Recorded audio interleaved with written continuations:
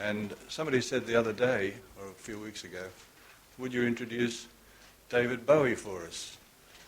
And I thought that's a great idea, but then when I thought about it, how the hell do you introduce a legend? So I'm here to say how very proud that we in EMI Music worldwide and EMI Records here today as your hosts are to have David, one of the world's, if not the world's superstar in every aspect of the entertainment business, to be with us in EMI Music. Ladies and gentlemen, Mr. David Bowie.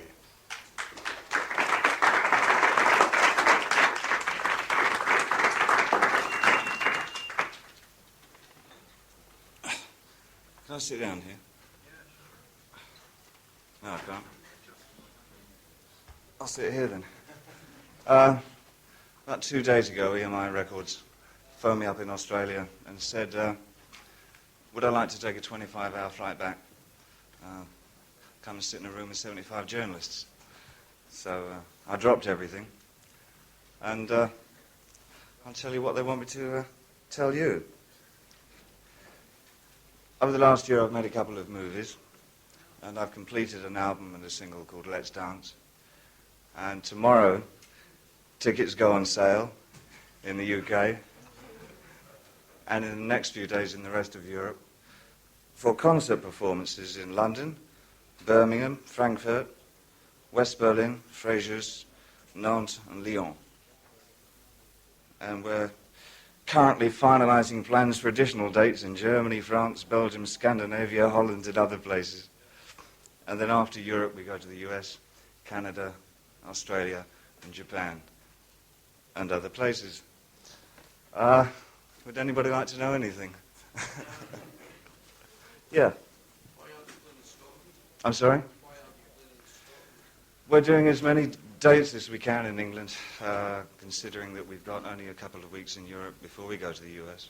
The whole thing as it is something like a 90-city tour. So we're doing as much as we can in each country where there seems to be an audience for what I do. Why did you choose Neil Rogers as a producer? Neil and I... why? Niall and I met in New York about a year ago at a club. And we both like the same rhythm and blues bands, I think. And I wanted to do something that had a lot more to do with rhythm and blues than I've been doing for a long time. Who is the band? I got Carlos Alomar back on guitar, on rhythm guitar. Tony Thompson from Chic on drums. And a guitarist from Texas called Stevie Ray Vaughan, who's... I think he thinks Jimmy Page is a modernist. I mean, he stops at about Albert King. Why not in Spain? Why not in Spain? Again, he probably plays like Albert King in Spain as well. That is, we can only do so many gigs before we go on to America and Japan, because I want to get back to writing before the end of the year. And at the moment, I think 90 cities is about the most I think I can do well. Maybe 90 again another year, maybe different 90. Yes? What's your favourite aspect of your work? Up to present?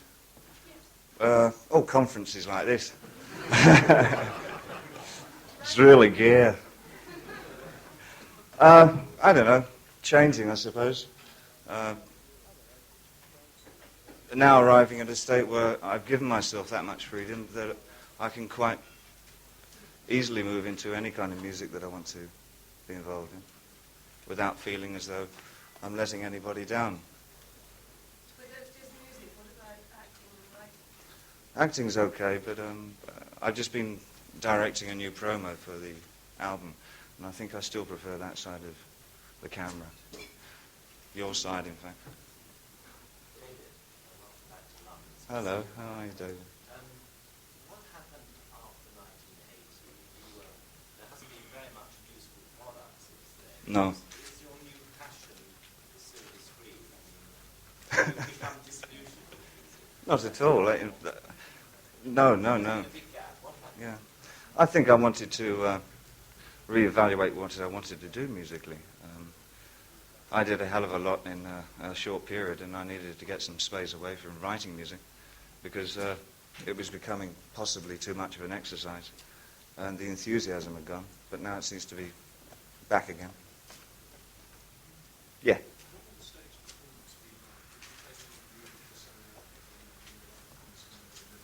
It'll probably be elaborately simple, tasteful yet trashy.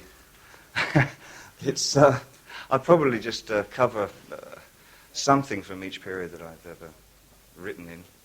I don't expect that much in terms of a character show, no. It'll be a good music concert, I hope. Before every tour, you say that you want to appear to a small audience. Do small audience gigs, or will it be huge arenas for 50,000 people? I guess it would be very similar to the tour. This, by the way, is the first concert tour I've done in 5 or 6 years. So for me, it's more than exciting. It's kind of terrifying at the same time. But, that possibly can help the performance.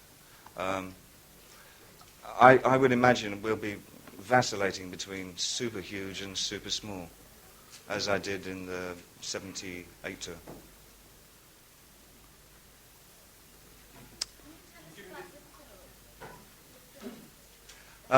Yes, I did 2 this last year. One was called The Hunger with Catherine Deneuve and Susan Sarandon. And the second was called Merry Christmas, Mr. Lawrence, with Tom Conti and Jack Thompson. The first one is sexy and bloody, and the second one is, I guess, more intellectual, dare I say that? It's a longer film. Sure, I'll read the papers. Yeah, it was an experience in plastics with Dick Smith, who is responsible for a lot of the best character makeup over the last few years in movies. That aspect of it was very enjoyable. I like working with Dick a lot. It was something like a 5.5-hour makeup in the morning, so it's so slow and so long that by the time you look at yourself, it seems not that different from how one looks anyway at 3:30 in the morning.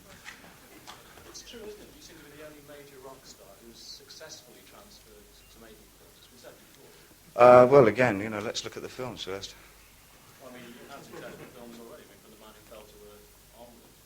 I think I've never been offered a role, as in Merry Christmas, where I've had the chance to take advantage of my interest in interpreting the character as much. I had a lot of freedom in that, and hopefully I feel that's the best piece of work I've done yet.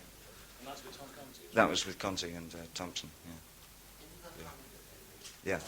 is it true that some of the scenes are having to be cut because they're too sensitive? Yeah, I heard that. You want to get an X, you don't want an X certificate. Is that actually happening? Which scenes are they? There were a lot of scenes shot between Deneuve and Sarandon that I wasn't in, and were done in New York while I wasn't there, so I've never actually seen those.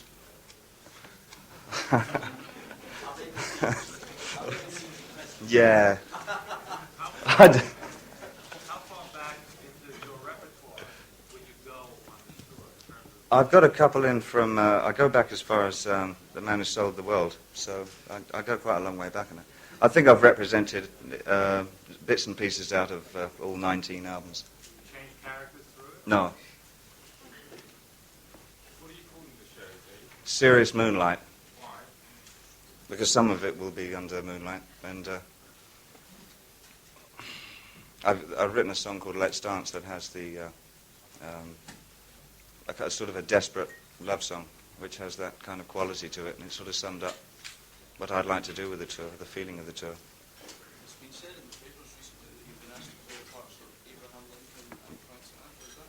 Frank Sinatra thing, I have no idea how that evolved. That's never been anything on my agenda. The Abraham Lincoln thing is being brought up by Robert Wilson, who's a writer of conceptual shows and operas in America, which I may very well do for the opening of the Olympic Games in '84, yeah. With music by David Byrne and Philip Glass. Could you talk a little about your album, music-wise? I mean, Let's Dance. One thing in the United States now is called dance music. You don't call it disco, you call it dance music. Yeah. Could you describe your album? Is it a dance LP? Not really, no. It has an intention of being danceable, but I think in terms of lyric, I've tried to keep as simple as anything that I've ever written before. I'd like to consider that I'm trying to write in a more obvious and positive manner than I've written in a long time. I'm not quite so concerned with cut-up exercise or using juxtaposition of lyrics or whatever. I'd like to do something positive with what I'm writing if I'm going to continue writing. And if it's not working after 2 or 3 albums, I'll stop. You're more relaxed and comfortable about music now, I think. Yes, I am, because I know what I want to do with it. What do you want to do with it? I want to make it worthwhile and something that helps people, to use a cliche. What about your old music? Has that not been worthwhile? I think it's been helpful in terms of examining what one can do with popular music, but as I say, I think I tend to vacillate backwards and forwards between exercise and emotional content, and at the moment, emotional content is sort of coming out on top. There's a vast number of groups and individuals who actually imitate you and try to emulate you, don't they? Yes. How do you feel about that? I mean, is that just enormously flattering or is it irritating in some ways? I used to imitate Anton Newley and Sid Barrett. One does, doesn't one? Look where it got there. Look where it got them. Oh. What do you think is the most important thing you can do with popular music? I only know for me personally, and that's, to make it feel as though 10 years of examining it, then I can come out of it with more than just something as a rock career. It used to have a certain catalytic pull to it, pop music, and for me, it's not doing that for me. So I can only look at what I'm doing. How do you think it can help people? I mean, by giving people a message or community? I think there's a kind of a strange nihilistic, albeit romantic quality to music that seems to be overshadowing everything at the moment. Style over content, rather. And I think it's been accepted as the value of music at the moment, more so in Europe than in America. But for me, I want to get more into the guts of the lyrics. Why did you switch to EMI? Because I didn't like RCA. Because they didn't like me.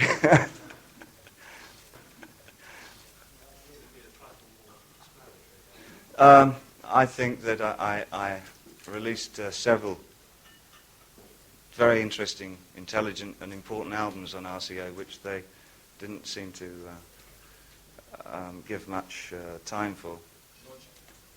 Lodger was very much one of them, yeah. Low and Heroes were 2 others. And I just felt, I think we both felt that it was time that we maybe forgot about each other.